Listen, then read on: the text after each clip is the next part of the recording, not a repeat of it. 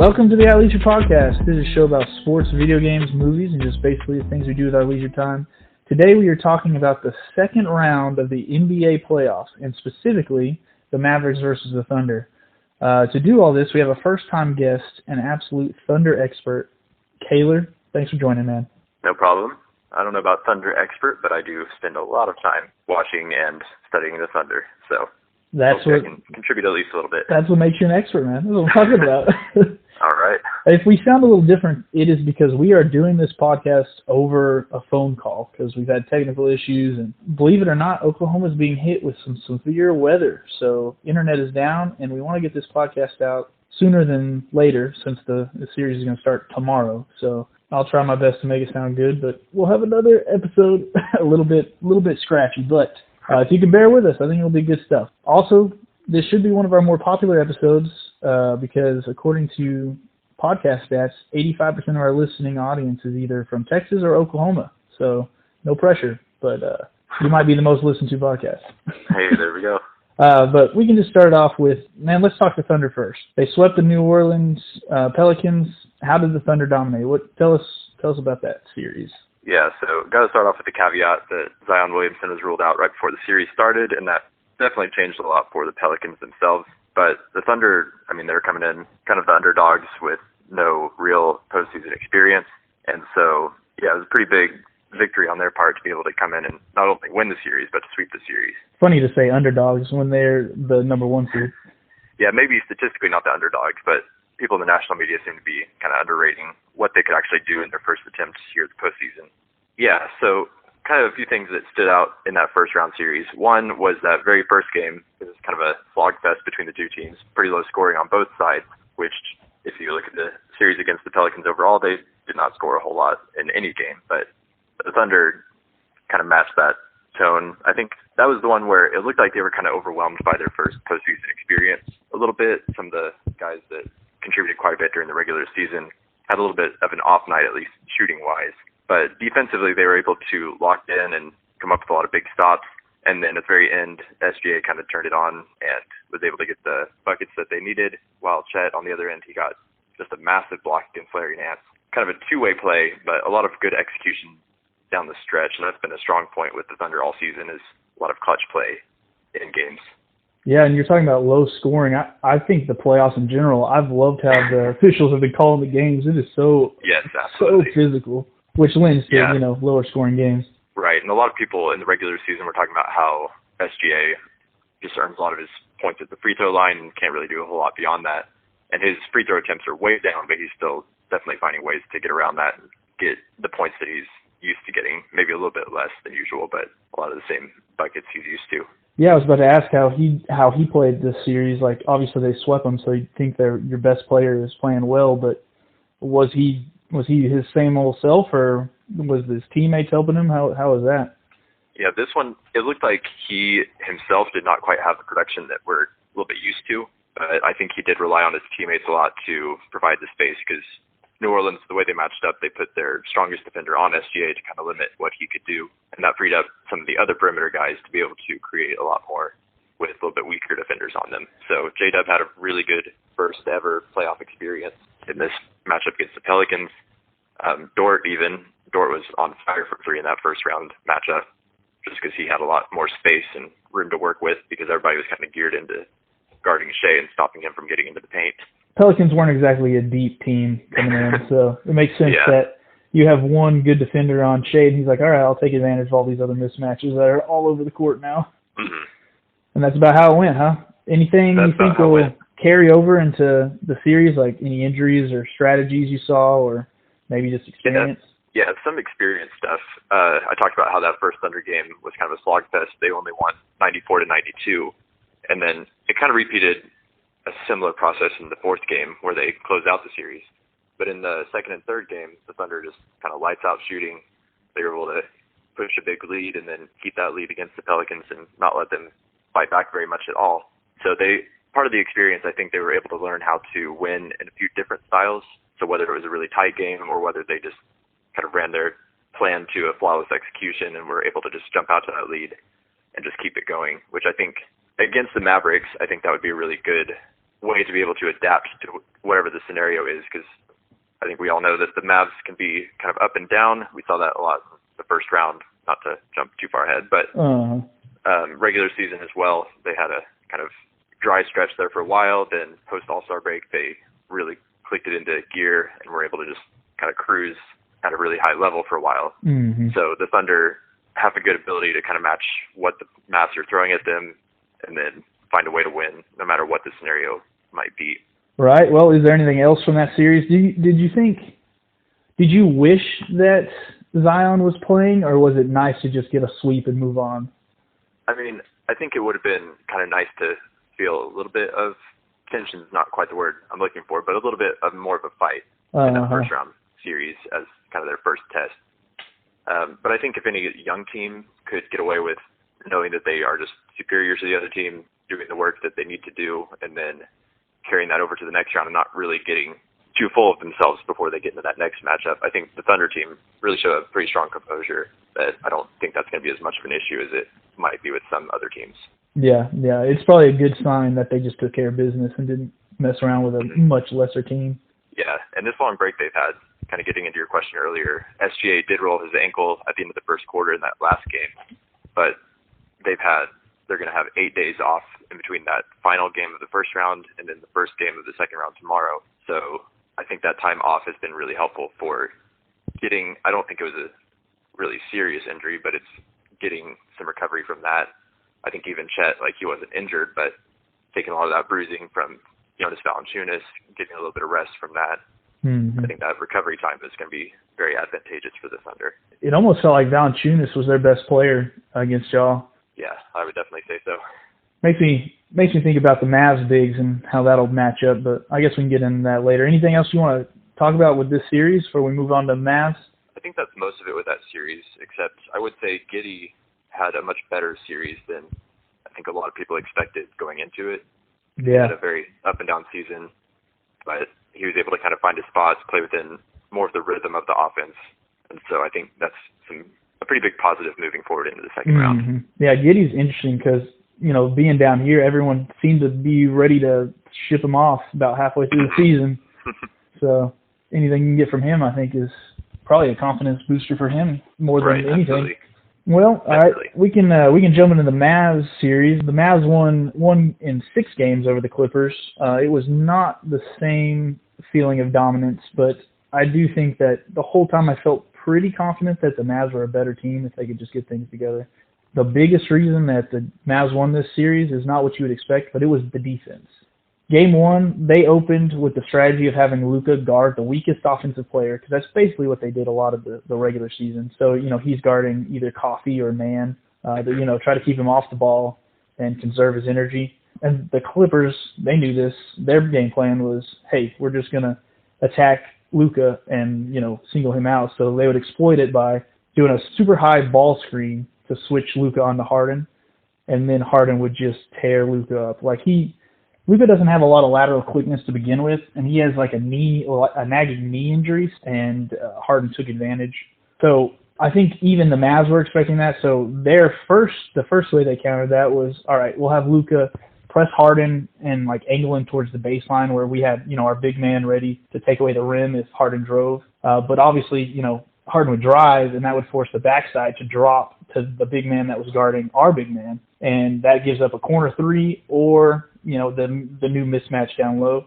So it was we were automatically giving up numbers every single time we were coming down the court. It just felt like game 1, our game plan was just totally it just was not working. Then I was like, okay, are we going to be able to play defense in the playoffs? But it seems like we found something towards the end of that game 1 to kind of keep us in the game. And then game 2, we just switched it up entirely by having Luka start off guarding whoever had the ball. Whoever was bringing it up, Luka would immediately start up there. So then the Clippers, they bypassed their screen and they would isolate Harden. Mostly it was Harden.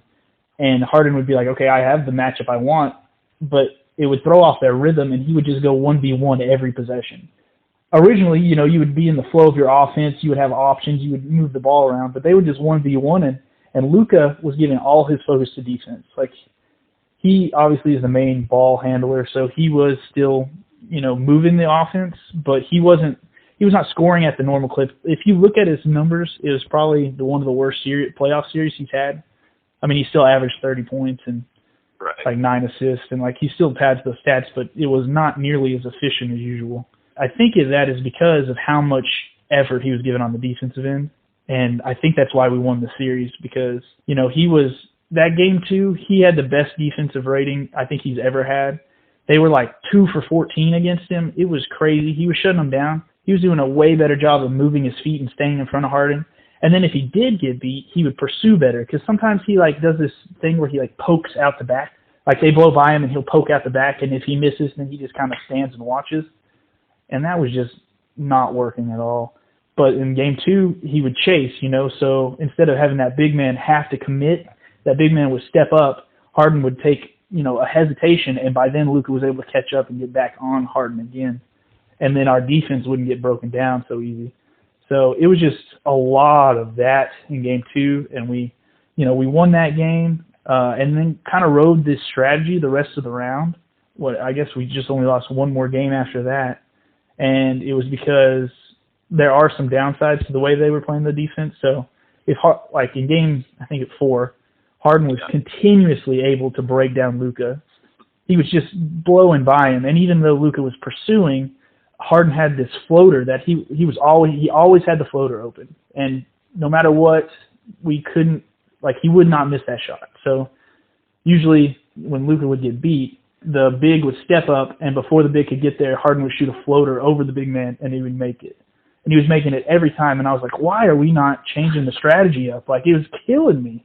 Yeah, down the stretch especially, that fourth quarter, I just remember watching that one Harden over and over, getting past that first line of defense, and before the second line stepped up, floated over the top every time. Exactly. And it was, like I said, it was killing me, but I think I get, that is the strategy we had been deploying, and it was winning us games, and Harden was just going to knock that down. I think if he had kept knocking that down the next few games, we'd have had to change something. Right. But I don't know what happened. Are you a James Harden fan? No. Even back in the Thunder days, never really was much of a Harden fan. Yeah, so I don't know what happens to him, but in these more pressured games, game 5 and game 6, that floater that was unstoppable, he lost it. He could not. He was not making that shot. He wasn't even taking it half the time. He just looked way less decisive in game 5 and 6. And when he did go up for it, he was missing shots or getting blocked on everyone. So him and Paul George are kind of weird in that way, where it felt like they just kind of disappeared towards the end of the series, which is tough. And I haven't even mentioned Kawhi. When Kawhi played. Yeah, I was going to ask about that. You were talking about how Luka really stepped up defense in game 2 and carried that on. But I was curious. It sounds like you're kind of attributing most of that to Luka playing better rather than Clippers trying to figure out how to play with or without Kawhi Leonard. So I think it was games 2 and 3 he did play, and those were the ones that they lost. Yeah, and the ones that they lost, it felt like they were not in rhythm because they were playing 1v1. And so they would give it to Kawhi, and Kawhi would play 1v1. It was like, hey, your turn, Kawhi. All right, Paul's turn. All right, Harden's turn. And you're right, there was no flow to that offense. Kawhi also didn't quite look himself, so he was less aggressive. He did throw down some oops, and man, I don't want to judge a guy for not playing because of injury, but also, can you imagine being his teammate and seeing Kawhi, throw down a couple of alley-oops and then the next day being like, I can't play. I'm not healthy enough. Yeah, from what I could see, though, during that game, he kind of just turned it on for a few spurts there before those dunks that he had, but otherwise, he still wasn't looking like he was moving around super well on that knee. So no, he wasn't 100%. Even more than we do. For sure. And that's a good point. But it is just weird to see a guy still be able to throw it down and then and then say he's too hurt. And it's like, okay, I get it because his team was winning without him, but then when his team started losing, it's almost like, hey, step in there and see if you can make a difference, even hurt a little bit. But I mean, I just think of Embiid and him getting shot up with medicine and doing everything he could to be out there, even though he obviously wasn't 100% at all. Right. And he still was making a difference. I mean, they nearly pulled that off, but it was more Maxey, but that's another series. I still was impressed that he was out there, so I don't know. Kawhi was an X factor if he is healthy, but he really was never healthy, and so didn't have to worry about him too much. And when he was on the court, you almost wanted him out there as a Mavs fan because he made the offense stagnant and was less decisive and didn't look 100%. So that was, I think we cut a break there. I still think you want to see all the players out there, but I think him not playing up to stuff made it pretty obvious, or it made it feel more confident that we were going to win the series. But in 5 and 6, we definitely looked better. Our pace was faster. I think Charles Barkley kept saying it, but the Mavs played at a really fast pace in their 20-game win streak there at the end of the season. Well, they won, I think, 18 out of 20 there at the end of the season. And they were playing at a faster pace. And we had a couple of acquisitions, P.J. Washington and Gafford. I'm losing his first name right now. But Daniel. Yeah, thank you. Yeah, both of those guys have been huge for our team. I was going to say one guy I haven't even heard you mention his name yet is Kyrie Irving. That was his first series. Yeah. Mavs. Yeah, he is the most fun player to watch I think I've ever seen. Like, it is so fun to root for him on the Mavs because he just does things with the basketball. He is a magician. That thing is on a string. It is so much fun to watch. But I will say, again, with the theme of defense, he bought in and played hard defense. Game 5, he only had 14 points, and he was like 1 of 7 from shooting. But he was just diving on the floor, playing hard defense. He had steals and blocks and was just doing a lot of stuff that doesn't show up in the stat sheet. And I thought that was more encouraging than his 40-point performance the next night, because it's like, if you've got him doing both things, like, he's bought in, he's playing hard, like, this matters to him, and I think he knows his role, he feels comfortable, and the only thing I would say is, in that win streak, it seemed like they had a thing of Luka starts the game off, he controls everything, he's getting into the rhythm of the game, and Kyrie would take a step back, and then third and fourth quarter, when Luka's more tired, Kyrie would step it up and he would score a bunch there at the end of the games. And I think they were deploying that strategy here in the playoffs, but I think they learned pretty quick they learned probably game 4 that's just not going to work. Like, they need Kyrie to be Kyrie for the full 4 quarters. Right. And like, maybe he doesn't have to be Luka-esque. Like, it doesn't need to be Luka or Kyrie every time down the court. But they need to incorporate Kyrie earlier so that he can get going faster, because in game 4, he was popping off, but it was like it was too late. He hadn't scored but 2 points that first half. And I think it was just too little too late. So it felt like in game 6, he was incorporated early, and both him and Luka were in a groove, and obviously we just kind of put our foot to their throat in that last game and won that one pretty big. I think 123 to 93. So it was a really good way to end the series, and man, it got me excited about the potential of this Mavericks team. Yeah, I was curious as an outside observer if that Kyrie slow start was more intentional to let Luka get his groove going, or if it was more just a happenstance of how they played. But it sounds like it's started out a little bit more intentional, but especially once the series went on, I do agree. I noticed that game 4, 2 points at halftime, and then he scored so many points, but it was, like you said, too little too late. I was wondering, like, why is he not getting going earlier in the game? Because I think they would have won the game if he had put his foot on the gas from the very start and not let the Clippers feel as confident as they were. So. Yeah, and I think that's part of him, like, wanting to like let it be Luka's team too. Like. Right. Like, I can respect it, and because it was working so much, like, I think he believes in that strategy. But it'll be interesting to see if they fall back to that, like if he falls back to that during the Thunder series, or if he starts aggressive from the get-go. Right. But man, if nothing else, it's just fun to watch him play basketball all the time. He's just so smooth. I always say, like, he's the smoothest basketball player I've ever seen play. So. Neutral watcher, if he's on the court, it's always worth watching. But we went and saw it, Mavs-Thunders live, and Thunder won that game, but Kyrie popped off. I think that game got him going. That game against Joel. Luka sat during that win streak. Kyrie kind of had to be the alpha that night. So I remember you saying that after we watched that game. I'm excited to watch these games, see how he steps up. And I mean, I guess let's just talk about the series and touch on what we think are the biggest factors for each team. I'll let you go first. I haven't done a lot of talking here. Yeah.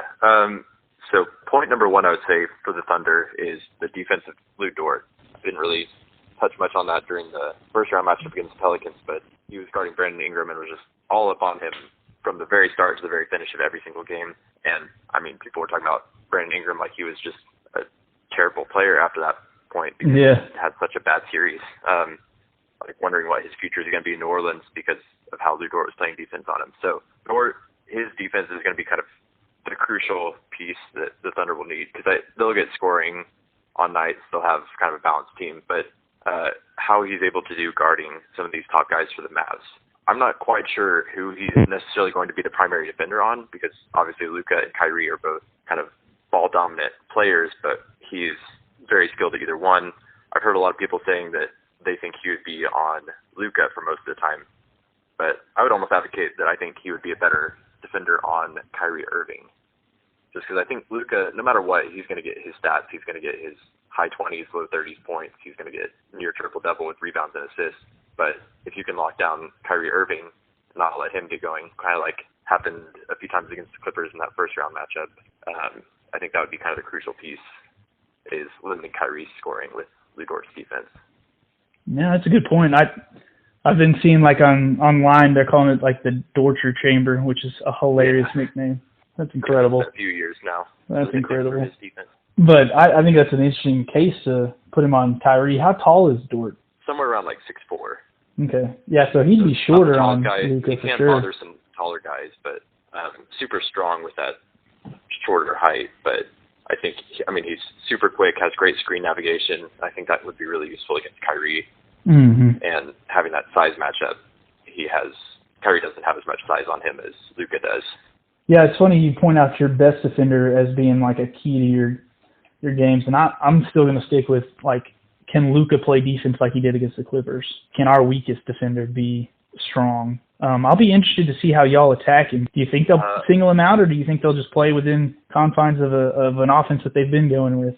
I think they would try to single him out, and partly I think that just based off watching that first-round matchup against the Clippers. I noticed like 2 or 3 of the games, Luka picked up 2 fouls real quick.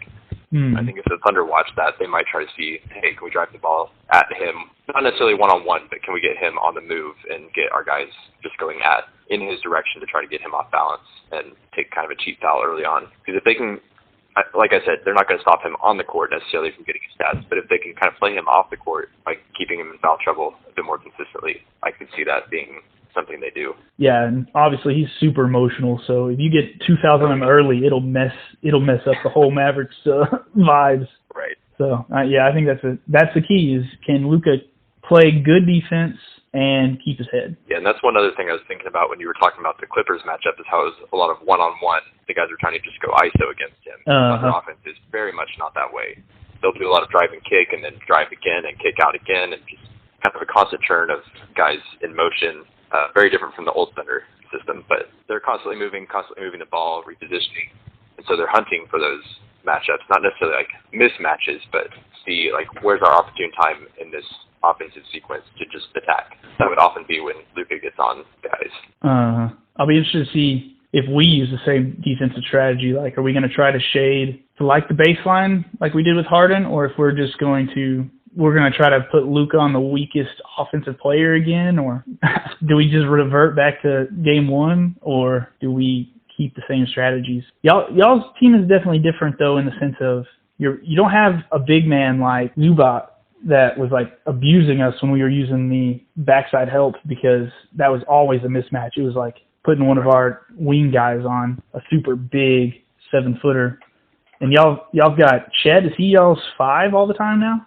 Yeah, he's definitely our starting 5. We do run the second Jalen Williams, J-Will. We run him a lot at the backup 5. If we're trying to stay like semi-big, obviously we're not a huge lineup, but he's kind of our backup big man in that 5 spot. And he actually is a little bit more able to throw some size, not necessarily like vertical size, but he's a little bit more stout than Chet. And Chet's no slouch on defense. He's just not as big, but he gets blocked and stuff, so. Yeah, a few times he'll get pushed out of the way, but he is really good at, like, once he gets knocked out of the way, he's got a really good second jump. And so he can get some blocks where it doesn't seem like he's really got a chance at it. Yeah. What do you think? Got another point for the Thunder? Next point for the Thunder, I would say Chet's ability to stretch. We saw that a few times during that first-round matchup against the Pelicans. And I know, like, the Mavs defenders are a lot different than Jonas Valanciunas, but Chet being able to stretch out to that three-point line, Gafford and Lively, like, they're big shot blockers. So if those guys do end up being matched up with him, which I think could be questionable whether that is their defensive plan, but if those guys do get matched up with Chet on the perimeter, I think the Thunder could have a little bit easier time at the rim than maybe the Clippers were able to do with that traditional big man. I think that's a good point. I would say for us, we have got to play fast to keep from having to play small ball. Because when we were playing against the Clippers, when we did play small ball, we had Kleba in. And Kleba was pretty vital to us in the fifth game. He just popped off. Yeah. And he went 6 for 9 from 3 and was just really, really vital. And he's like a really good defender. Like they call him playoff Kleba because he literally changes the way he plays the game. Like he was a 60% 3-point shooter, and he plays defense on the best player on the other team. So we lost him season probably with an AC injury, which is terrible, and it makes our rotation. We have less 3-point shooting than we did before, and we already were kind of weak on the 3-point shooting. So I would say our big key is our role players have got to make open shots. Like you said, Luka's going to have his, Kyrie is going to probably have his, but if our role players we're not forcing the Thunder to guard them, then they're just going to crash down on our two best players, and we're just going to get run out of the building. They've got to be at least a credible threat, make them think. PJ Washington has been pretty decent so far, good enough for sure. Yeah. But other than him, we're getting Tim Hardaway back, which might help because Tim Hardaway he's either a flamethrower or he's cold as ice. And if he's cold as ice, we need to get him out of there because he's just a volume shooter. His defense is okay, but it'll be interesting to see if our role players can knock down some threes and help our stars out. Yeah, one strategy the Thunder used in that first round matchup against the Pelicans was they kind of just let Herb Jones shoot all he wanted. Yeah. So when they were defending, they were just like, we're going to let him shoot. If he hits a bunch of threes, then that's how they're going to win. So be it, yeah. We're going to let their weakest shooter do that. Who do you think, if the Thunder kind of employed that same strategy against the Mavs, who do you think would be the one that they would try to have to shoot those shots? Yeah. I want us to start fast because we're best when we have a big man lineup, so either Gafford or Lively in the game. Obviously, they're not going to stretch the floor. But probably Derek Jones Jr., who has been incredible so far. I would say maybe one of the best contracts in basketball. We're paying that dude chump change for an NBA player, and he has been a great defender, and he's shot decent enough on the threes so far that it's been good. But if I had to pick somebody who they might just leave open, it might be Jones Jr. Yeah, but he was kind of the one I was thinking of. Not as much because of this season's three-point shooting, but just his career as a whole. He's been a good three-point shooter. Exactly. And so, like I said, he's kind of stepped it up this year. So I feel kind of confident, hey, let him have some open shots. He'll knock down, 40% and if they're wide open. And we could definitely live with that. The guy you want shooting the ball, Josh Green, who's going to play way more minutes than he normally does because Kleba's out. Josh Green's three-point shot is not good. So he's a guy. He's our energy guy though.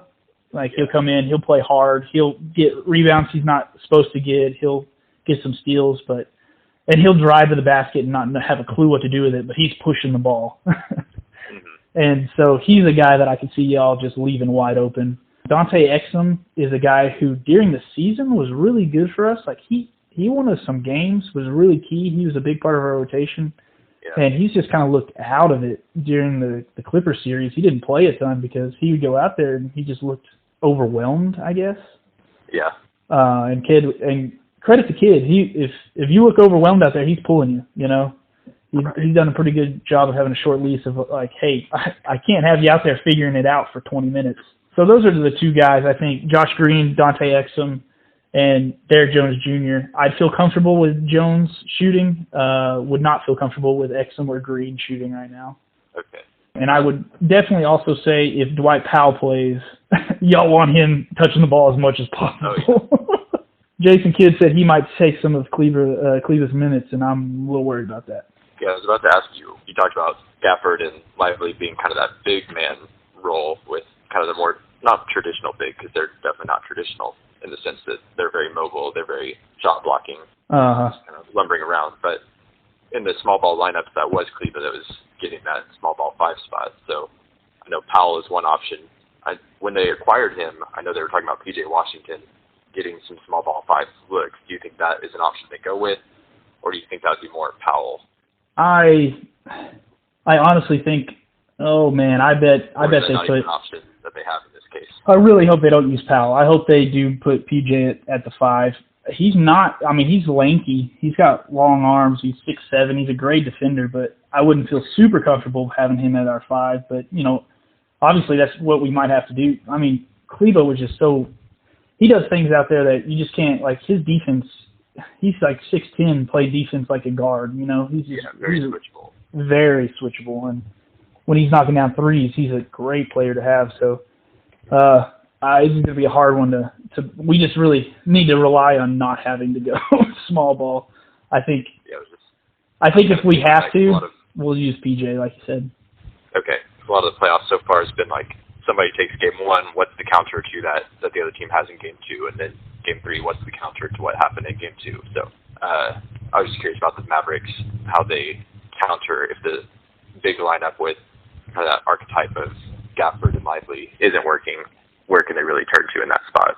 If they really want to do a wild card, we have Jaden Hardy on the bench who came in and played in garbage time and scored 14 points in like 6 minutes. I think there's a chance that if we need like an offensive spark, he might, you know, desperate attempt, put Hardy in there. Yeah.